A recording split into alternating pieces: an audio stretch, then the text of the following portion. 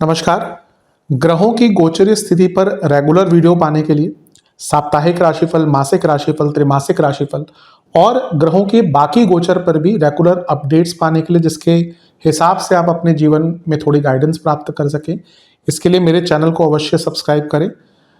जिन लोगों ने सब्सक्राइब कर रखा है वो ऑल ये जो नोटिफिकेशन सेटिंग होती है इसको क्लिक करें, क्योंकि कभी कभी कुछ लोग बोलते हैं उनको नोटिफिकेशन नहीं मिलती। आशा करता हूं चैनल को सब्सक्राइब करेंगे और रेगुलर वीडियोस अवश्य आप देखेंगे। नमस्कार। ओम गणेशाय नमः। ओम नमः शिवाय। मैं निखिल ज्योतिष आचार्य आप सभी का मेरे चैनल पर पुनः स्वागत करता हूं। आशा करता हूं कि आप सभी स्वस्थ होंगे। महादेव की कृपा आप सभी पर सदैव बनी रहे। ये वीडियो टॉरस यानी कि वृषभ के लिए बहुत विशेष है, क्योंकि वीडियो है 4 मई से 10 मई 2026 के साप्ताहिक राशिफल के बारे में। कैसा रहेगा आने वाला सप्ताह वृषभ के लिए। जो मेरा साप्ताहिक राशिफल होता है वो प्रमुखतः चंद्रमा और उनकी गति पे आधारित होता है।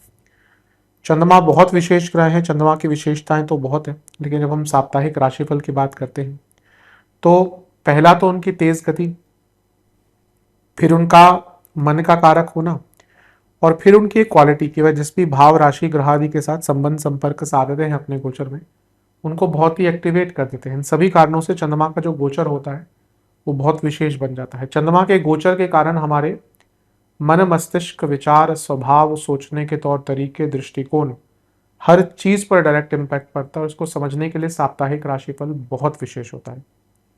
इस अंधकारमय जीवन में ज्योतिष एकमात्र विद्या है जो हमें थोड़ा सा सहारा देती है, गाइड करती है। भले ही राशिफल बहुत ही सामान्य आधार पर दिए जाए, लेकिन एक जनरल गाइडेंस के लिए बहुत उपयोगी होते हैं। यदि लग्न राशि या चंद्र राशि आपकी वृषभ है, दोनों ही देख सकते हैं। जहां से सूट और रिलेट ज्यादा करता है वहां से देखिए। व्यक्तिगत मत मेरा है लग्न से देखेंगे तो अच्छा है, इनकेस नहीं पता है तो चंद्र राशि से भी इसको देख सकते हैं। शुरू करते हैं।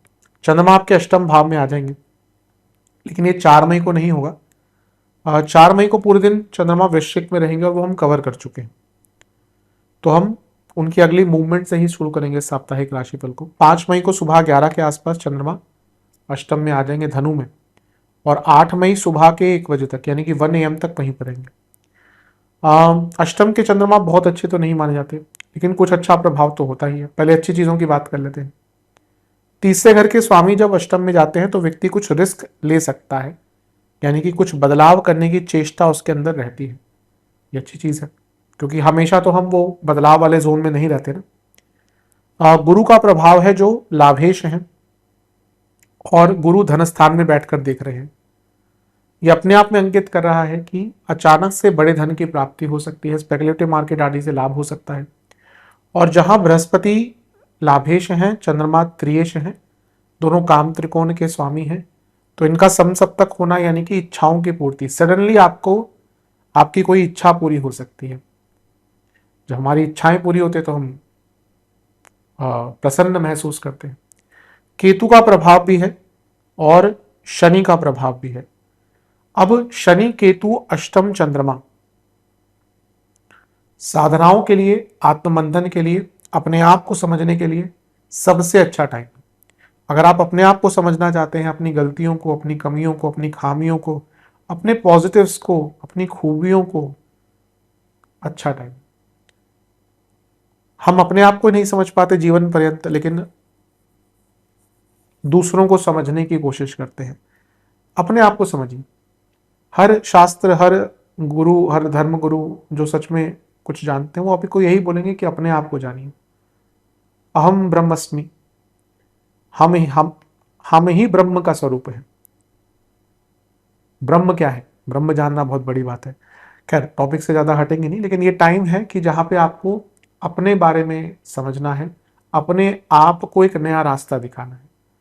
हम टाइम टू टाइम ऐसे जगह पर आकर रुक जाते हैं जीवन में जहां पे हमें एक नए रास्ते की आवश्यकता होती है। तो आई थिंक ये वो टाइम है।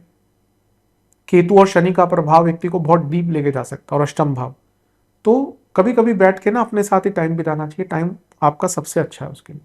लेकिन शनि का प्रभाव विषदोष तो लाता ही है, तो जिनको कोई डिप्रेशन आदि की प्रॉब्लम है, कोई मानसिक विकार है, उनको थोड़ी परेशानी हो सकती है। नवांश कुंडली बता रही है कि अपने जीवन में ना अगर आपको आगे बढ़ना है, अथॉरिटी लानी है, तो पहले नॉलेज बढ़ाइए और ये टाइम उसके लिए अप्रोप्रिएट है। दशांश कुंडली कार्य क्षेत्र में थोड़ा सोशल रहिएगा, मतलब कि थोड़ा लोगों से बातचीत आराम से कीजिएगा, ज़्यादा रिजिड मत हो जाएगा। बिजनेस बिजनेस में ना आपको अथॉरिटी चाहिए। अभी लगता है कि आप बहुत लेड बैक एटीट्यूड के साथ चला रहे हैं बिजनेस, जो गलत है। लव लाइफ मेरे हिसाब से जितना क्लैरिटी लाएंगे ना दोनों के बीच में, अच्छा है। ये टाइम बहुत अच्छा है क्लैरिटी लाने के लिए। वैवाहिक जीवन भयंकर भयंकर झगड़े हो सकते हैं, कम बोलिएगा। स्टूडेंट्स आप थोड़ा ना ध्यान दीजिए कि आप अपना टाइम तो वेस्ट नहीं कर रहे, ऐसा लगता है आप बहुत टाइम वेस्ट कर रहे हैं। जहाँ तक सेहत की बात है, इन्फेक्शंस, नसों की प्रॉब्लम और इन्फ्लेमेशन तंग करेगा। सर्वाष्टक में आपका भाग्य स्थान बली है, ये अपने आप में अंकित कर रहा है कि भाग्य का साथ मिलेगा यहाँ पे। तो जो बदलाव लाने की कोशिश कर रहे हैं ना, उसका आरंभ कर दीजिएगा, प्लानिंग स्टार्ट कर दीजिएगा। वो बदलाव आगे चलकर आपको प्रत्यक्ष रूप से दिखने लग जाएगा। 8 मई सुबह के 1 बजे यानी कि 1 AM चंद्रमा आ जाएंगे आपके नवम भाव यानी कि मकर में, और 10 मई 11 AM तक, सुबह के 11 तक यहीं पर रहेंगे। नवम के चंद्रमा तो देखिए अच्छा रिजल्ट देते हैं, और तीसरे घर के स्वामी हैं, भाग्य स्थान में है, भाग्य पराक्रम योग बनता है, और यहां से वो भाग्य स्थान से पराक्रम भाव को भी देखते हैं। तो चेष्टाएं रहेंगी, इच्छाएं रहेंगी, बल रहेगा, पराक्रम रहेगा, भाग्य रहेगा। तो जब ये सारी ही चीजें मिलती है तो कौन रोक सकता है आपको? आगे बढ़ पाएंगे। भाग्य आपके अधूरे कार्यों को पूर्ण करेगा। अपनी बौद्धिक क्षमता का उपयोग कर अपनी शारीरिक क्षमता, अपनी स्किल्स का उपयोग कर अपने कार्यों को पूर्ण कर पाएंगे। धार्मिक चेष्टाएं रहेंगी, कुछ धर्म से संबंधित कार्य करना चाहते हैं, धार्मिक यात्रा स्टार्ट करना चाहते हैं, बहुत अच्छा टाइम है। बस ध्यान ये दीजिएगा कि अपने बॉसेस से थोड़ा कम ही बोलेंगे तो अच्छा है। शकट योग बन रहा है, इस कारण से कुछ कार्य विलंबित तो हो सकते हैं, तो हमेशा अपने ऑप्शंस खुले रखिएगा। नवांश कुंडली बता रही है कि थोड़ा उन लोगों से ही बातचीत ज्यादा कीजिएगा जो आपको समझते हैं, भावनात्मक कनेक्शन जिनसे अच्छा है। दशांश कुंडली कार्य क्षेत्र में अपने नेचर पर बहुत ध्यान दीजिएगा, रूड और रिजिड मत हो जाइएगा। बिजनेस आगे बढ़ी, कहीं ना कहीं फ्यूचर प्लानिंग की आवश्यकता है, टाइम उसके लिए अच्छा है। लव लाइफ में ना पुरानी बातों को मत लाइएगा। कई कपल्स के बीच में प्रॉब्लम होती है कि वो पुरानी बातों पे ही झगड़ते रहते हैं, और उसके कारण रिलेशनशिप डिटोरिएट होता रहता है। ये बहुत गलत आदत है। एक बार बात हो गई, भूल जाइए। वही पुराने कोई किस्से ले आने जब लड़ाई होना। आजकल क्या है ना कि क्योंकि लड़ाई झगड़े बहुत कॉमन हो चुके हैं, कई बार व्हाट्सएप पे रिलेशनशिप खत्म हो जाते हैं, क्योंकि हम ये नहीं सोचते जो भी रिलेशनशिप में है कि उसका जो प्रभाव है वो दूरगामी हो सकता है। इसलिए हमेशा कभी भी कोई लड़ाई झगड़े हो तो उनको बहुत आराम से हैंडल करना चाहिए मेरे हिसाब से। वैवाहिक जीवन मैं एक ही चीज़ कहूँगा कि जितना हो सके आगे की सोचिए, और कुछ इंपॉर्टेंट डिस्कशंस जो अवॉइड हो रही हैं उनको कीजिए इस टाइम पे। स्टूडेंट्स आपको थोड़ा सा ना अपने आपको मेंटली और एक्टिव करना पड़ेगा। अभी लगता है कि एक फॉगीनेस है माइंड में, कई कारण हो सकते हैं। कोई कोई इसके कारण कोई न्यूट्रिशनल प्रॉब्लम भी हो सकती है। कई बार होता है कि कोई न्यूट्रिशनल इशू है, माइंड उतना एक्टिव नहीं है, फॉगी माइंड हो जाता है, या कोई साइकोलॉजिकल प्रॉब्लम भी हो सकती है। तो अपने से बड़ों से बातचीत कीजिए, कोई चिकित्सक है, कोई एक्सपर्ट है आपके घर में, आपके आसपास, बातचीत कीजिए, क्योंकि लग रहा है कि कुछ ना कुछ प्रॉब्लम है जिसके कारण आपका फोकस खराब हो रहा है। तो ये मे भी न्यूट्रिशनल प्रॉब्लम हो, मे भी साइकोलॉजिकल प्रॉब्लम। सेहत की जहां तक बात है, जोड़ों का दर्द, गले के रोग, कफ प्रॉब्लम, सर्वाष्टक भाग्य स्थान बली है, भाग्य बहुत साथ देने वाला है। धार्मिक कार्य करने के लिए बहुत अच्छा टाइम है। 10 मई सुबह के 11 बजे चंद्रमा आ जाएंगे आपके 10वें घर में यानी कि कुंभ में, और सप्ताह के अंत तक यहीं पर रहेंगे, बल्कि ट्यूसडे तक रहेंगे। तो अगला राशिफल भी ट्यूसडे से ही हम स्टार्ट करेंगे। 10वें घर के चंद्रमा अच्छा रिजल्ट देते हैं, उपचय भाव के स्वामी है, और उपचय भाव में है तो गति अवश्य प्रदान होगी। और यहाँ पे राहु के साथ है और गुरु का प्रभाव फिर से आ गया। ठीक है, करियर में क्योंकि गुरु अष्टमेश भी हैं, तो अगर जॉब चेंज करने का विचार कर रहे थे, करियर में कोई नए रोल्स ढूंढ रहे थे, करियर में आप चाहते थे कि आपको कुछ नई चीजें सीखने का मौका मिले, उन सब के लिए बहुत श्रेष्ठ है।